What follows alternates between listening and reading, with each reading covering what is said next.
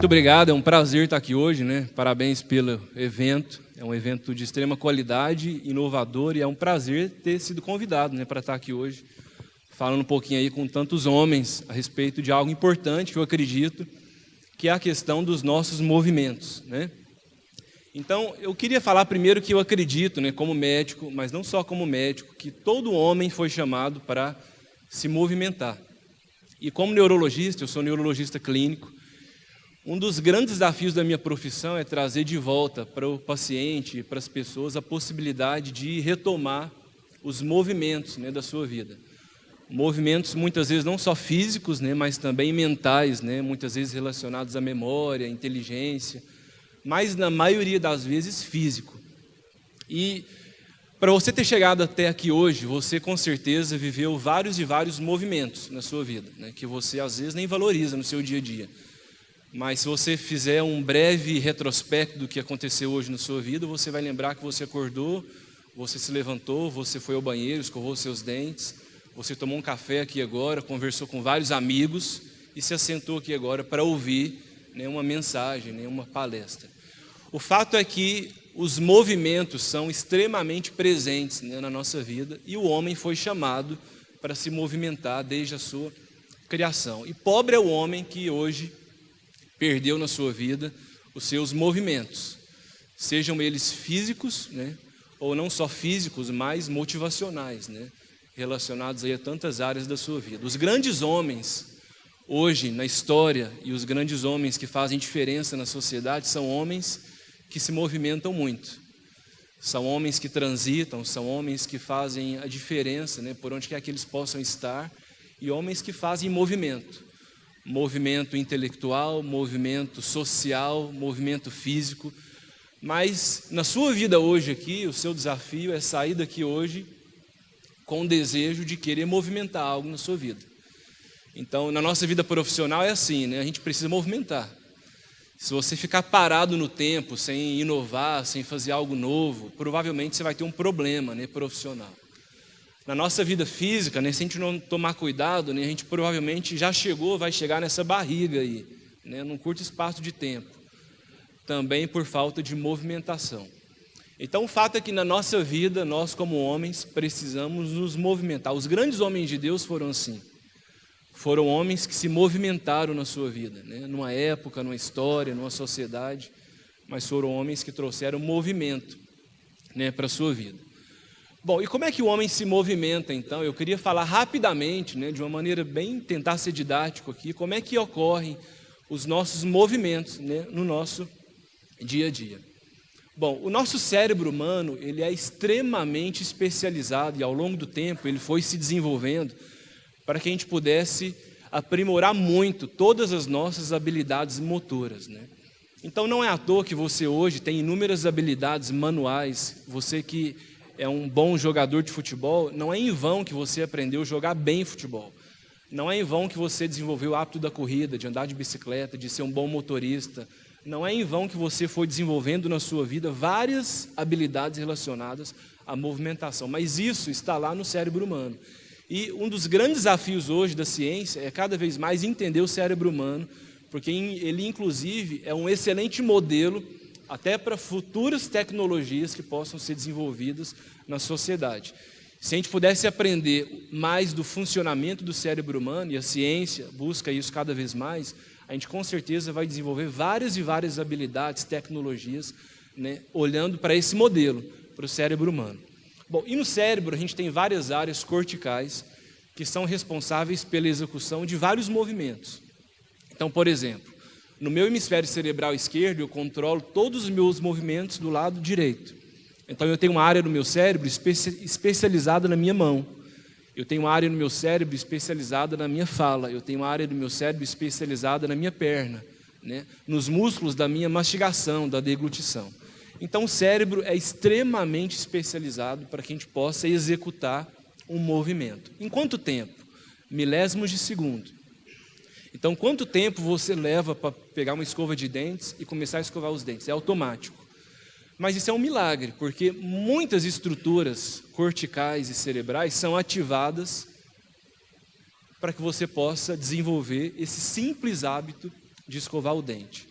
Isso é tão sério e importante porque para um paciente ou para um indivíduo que perde essa capacidade, isso é muito ruim. E muitas vezes a gente só começa a valorizar coisas simples da nossa vida quando a gente perde.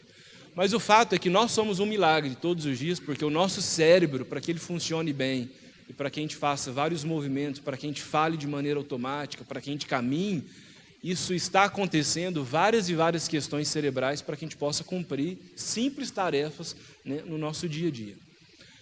Além do córtex, que é extremamente especializado na execução de alguns movimentos, a gente tem algumas estruturas, por exemplo, os núcleos da base, que são estruturas no cérebro que modulam o nosso movimento. Então, muito mais que aprender a movimentar, nós precisamos aprender também a modular. O que um atleta faz, né? O que um músico faz? O que um artista faz? Na verdade, ele foi modulando algumas tarefas motoras primárias para que ele pudesse ser realmente, né, perspicaz e perfeito naquilo que ele se propõe a fazer. Alguns órgãos também, algumas estruturas são responsáveis pela coordenação. Então, muito mais do que executar o movimento, mas a gente tem coordenação, né, para executar alguns movimentos. Um exemplo para a gente citar aqui, né, nessas estruturas cerebrais hoje, dos núcleos da base, por exemplo, é a doença de Parkinson, né, que é uma doença, por exemplo, que o indivíduo tem dificuldade na sua movimentação. Bom, saindo do cérebro, a gente tem uma estrutura no nosso organismo que é a medula espinhal. Algumas pessoas até confundem, né, a medula espinhal com a medula óssea, né? São coisas diferentes.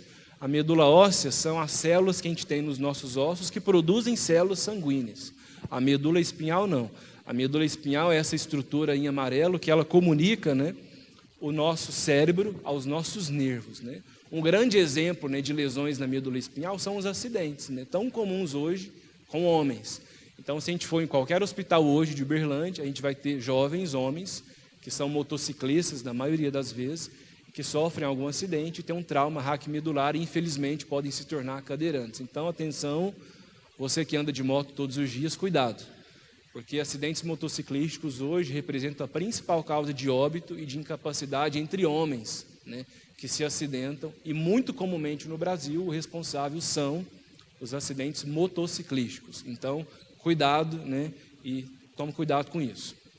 Bom, depois da medula, a gente tem uma outra estrutura, né, que são os nossos nervos periféricos, que funcionam como se fossem fios extremamente especializados, que transmitem impulsos elétricos do nosso cérebro, que passam pela medula, que passam pelos nossos nervos e chegam então nos nossos músculos. E aí nós temos algumas doenças que são chamadas doenças neuromusculares, que são as doenças que comprometem esses fios, esses nervos periféricos e também a nossa musculatura. Inclusive, essa hoje é a minha maior atuação, né? Na UFO eu sou responsável pelo ambulatório que atende esses pacientes com doenças de nervos e músculos, né? E são doenças extremamente raras, algumas delas, e outras muito comuns e que têm sido muito estudadas, né, nos últimos tempos aí. Bom, trazendo para a nossa realidade, o que o homem precisa tomar cuidado para que ele possa poupar, por exemplo, seus nervos e os seus músculos? Aqui a gente tem reunido vários homens e alguns aqui provavelmente já têm diabetes, né, que é uma doença extremamente comum. Então, uma das principais doenças hoje que podem comprometer os nossos nervos periféricos é o diabetes. E muitas vezes a gente negligencia isso. Então, o diabetes pode fazer você parar de andar no futuro. O nosso diabetes pode fazer com que a gente perca, inclusive, a nossa independência em atividades de vida comuns, né, no nosso dia a dia. Uma coisa extremamente comum também é o álcool, né? Então, o álcool é também uma das causas mais comuns de neuropatia periférica, que também é extremamente neurotóxico. Então, a depender da quantidade que a gente ingere de bebida alcoólica, a gente pode ter problemas nos nossos nervos periféricos, né? Eu trouxe uma imagem aqui, né, de Jesus, numa parábola conhecida, né, que retrata a lepra, né, a lepra bíblica. Alguém aqui já ouviu falar de lepra? Se você é cristão, você provavelmente já ouviu várias e várias parábolas, né, de Jesus, quando Jesus falava sobre lepra, que hoje a gente fala hanseníase, né? A lepra bíblica, ela já não existe mais, né? A lepra, da maneira como ela foi tratada historicamente na Bíblia, ela não existe mais, mas ela ainda é extremamente comum. Nos dias atuais, a hanseníase ainda hoje representa a principal causa de neuropatia associada a alguma infecção, que pode inclusive levar a sequelas também neurológicas muito graves, né, se não for adequadamente tratado. As pessoas ainda têm muito preconceito, né, com a hanseníase. As pessoas têm medo, né, de falar que podem desenvolver lepra ou hanseníase por uma questão de preconceito. E a verdade é que a hanseníase tem cura, viu? É um antibiótico, porque na verdade descobriu-se muitos anos depois de Cristo que o que causava a hanseníase era uma bactéria. Então a gente trata a hanseníase com antibiótico, né? E a gente pode inclusive ser curado, né, se a gente desenvolver hanseníase ou lepra. Eu quero chamar a atenção que o Brasil hoje é o segundo país em número de casos de hanseníase. A gente só perde para a Índia no número de casos de hanseníase e, consequentemente, a neuropatia, né, problema dos nervos associado à hanseníase. Bom, e aí eu queria então testar, eu já dei uma aula de anatomia aqui, eu acho que já deu para aprender tudo, né, na verdade. Então, eu queria fazer um exercício aqui com vocês. A gente vai ler um caso aqui, eu queria saber se vocês vão reconhecer o que está acontecendo, e nós deveríamos reconhecer o que eu vou falar aqui hoje, tá bom? Então ele diz o seguinte: um homem de 65 anos está aqui no café com amigos, e ele está conversando e de repente começa a ter dificuldade para falar e permanecer em pé. A gente tenta ajudar esse homem de 65 anos, e a gente nota que ele apresenta fraqueza, né, no braço e na perna direita, e ele não entende o que a gente está dizendo. O que está acontecendo? Alguém arrisca? AVC, não vale, é representante farmacêutico. Bom, mas é um AVC, parabéns, viu, Silas? Então vamos lá, vamos ver se o Silas vai responder agora. O que fazer?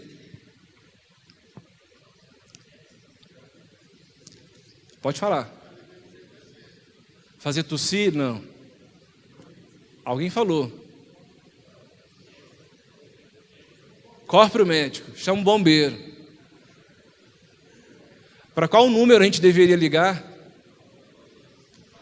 Em Uberlândia, 193, né, Corpo de Bombeiros. Se a gente tivesse uma cidade e a gente tivesse SAMU, que idealmente nós deveríamos ter, uma cidade do nosso porte, a gente ligaria 192, né? Existe tratamento?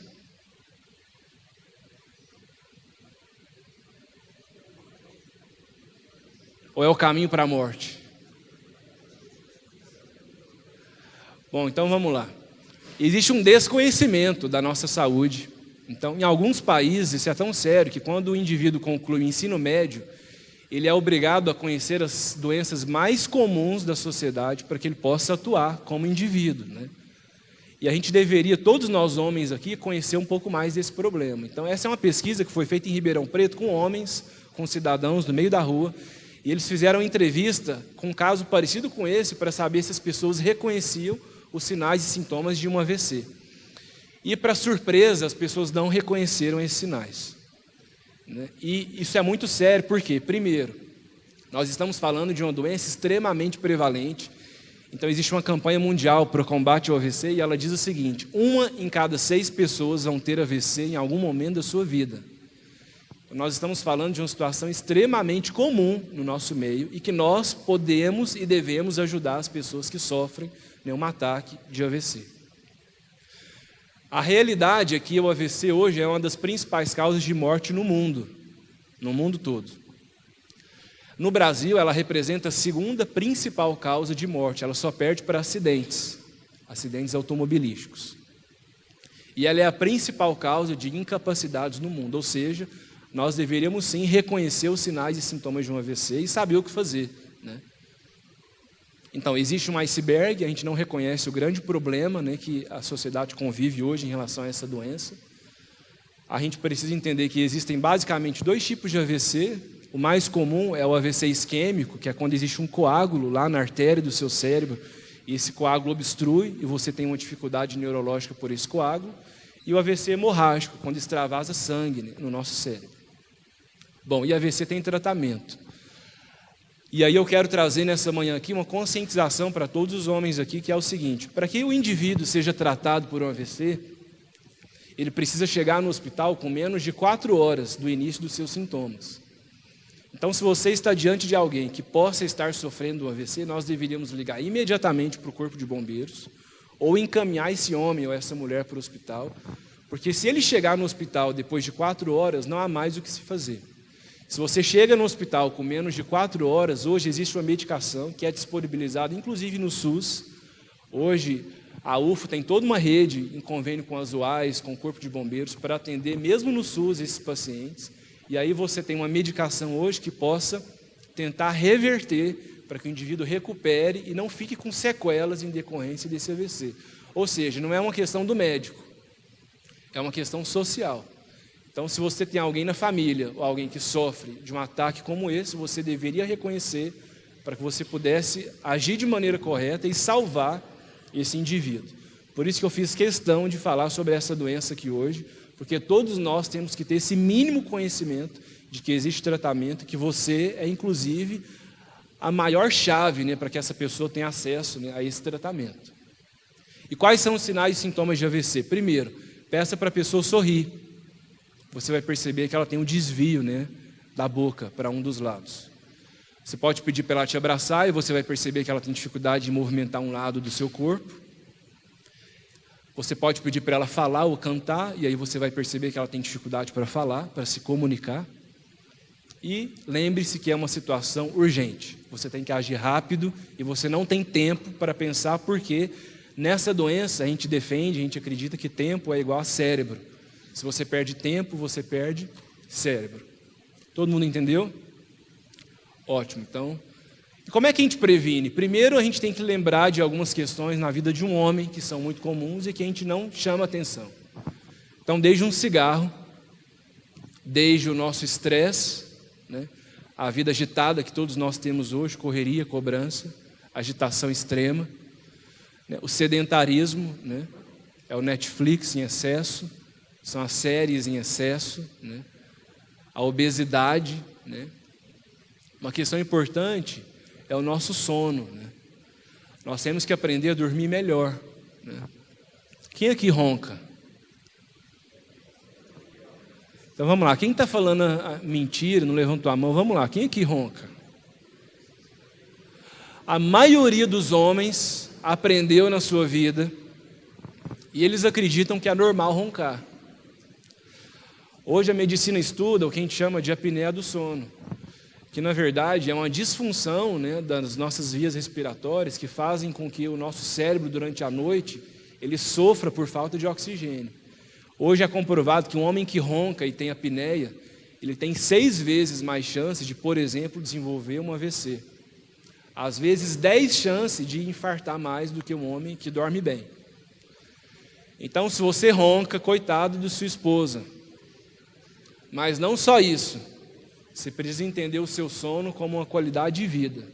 Então, o homem precisa aprender a dormir bem, né? Isso é uma chave hoje. A medicina tem despertado para isso. A importância do sono, né, na vida de um indivíduo. E aí eu coloquei essa criança aqui, tentando dar um aviso. Mas o fato é que na nossa vida, a Bíblia fala, né, que nós colhemos tudo aquilo que nós plantamos na nossa vida.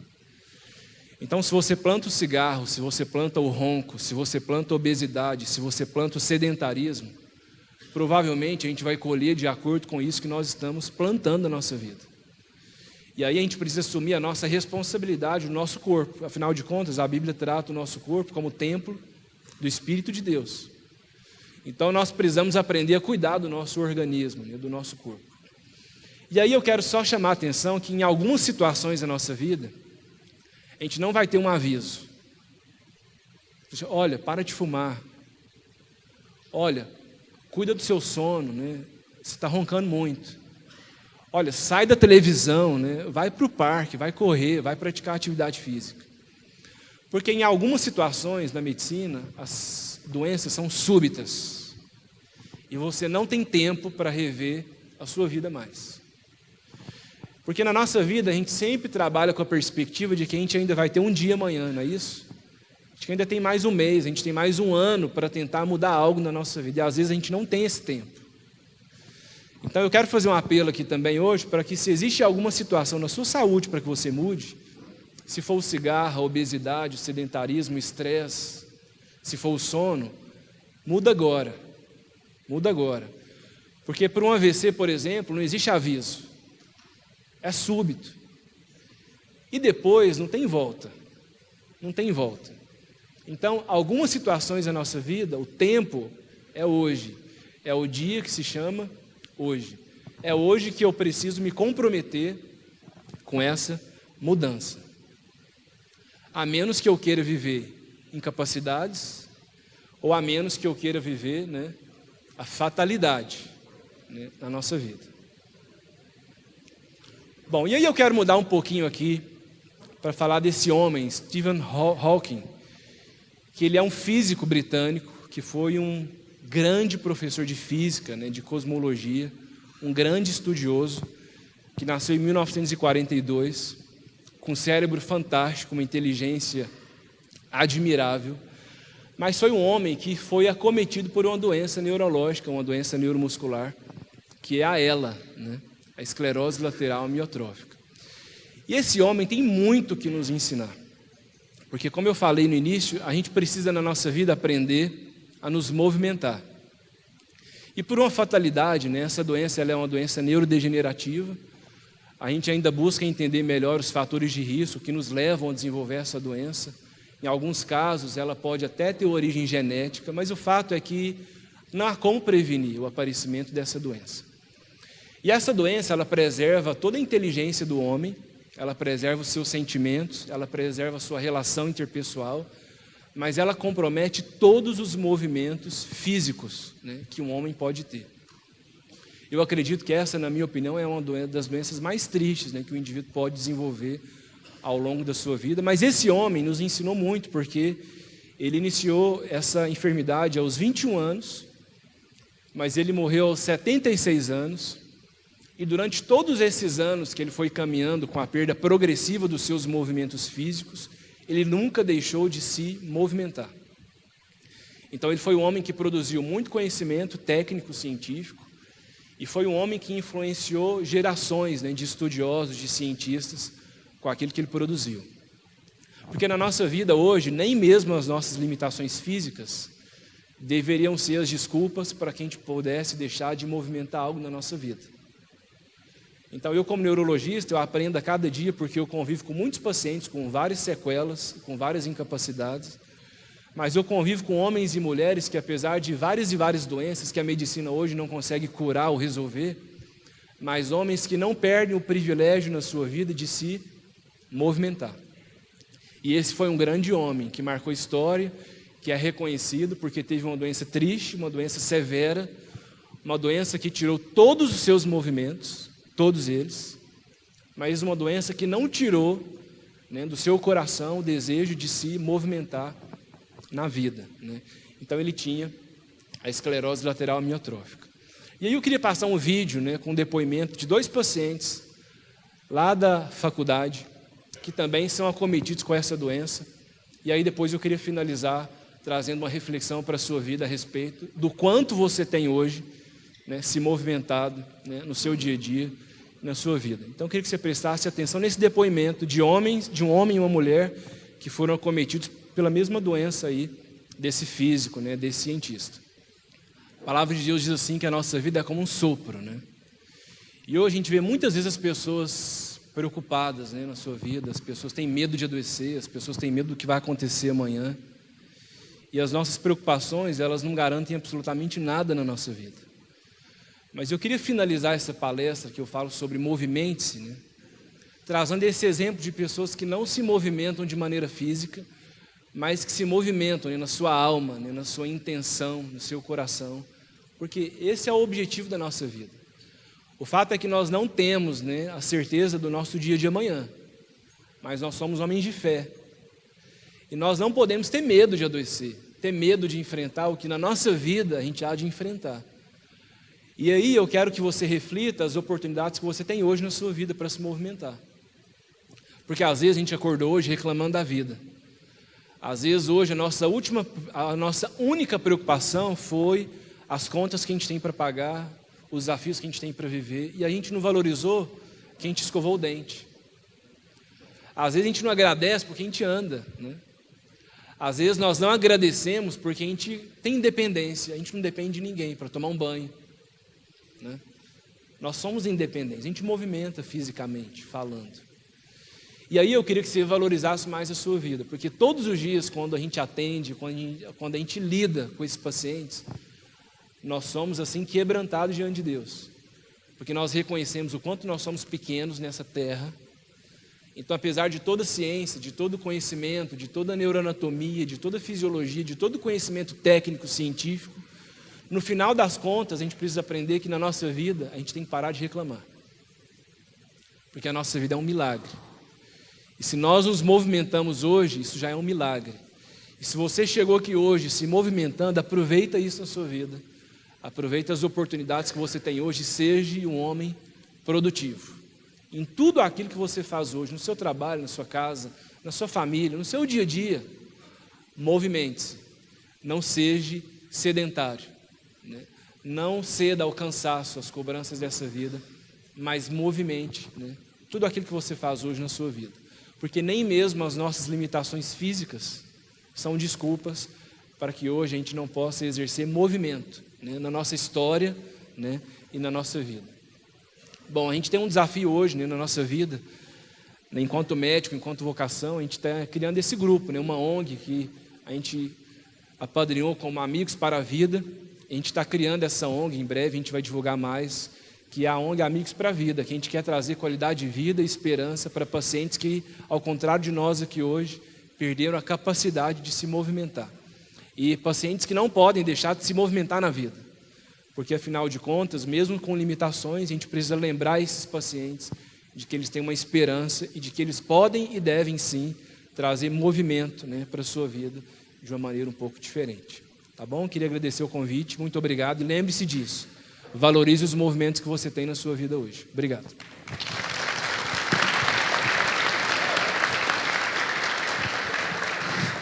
Presentinho, uma lembrança para você, doutor.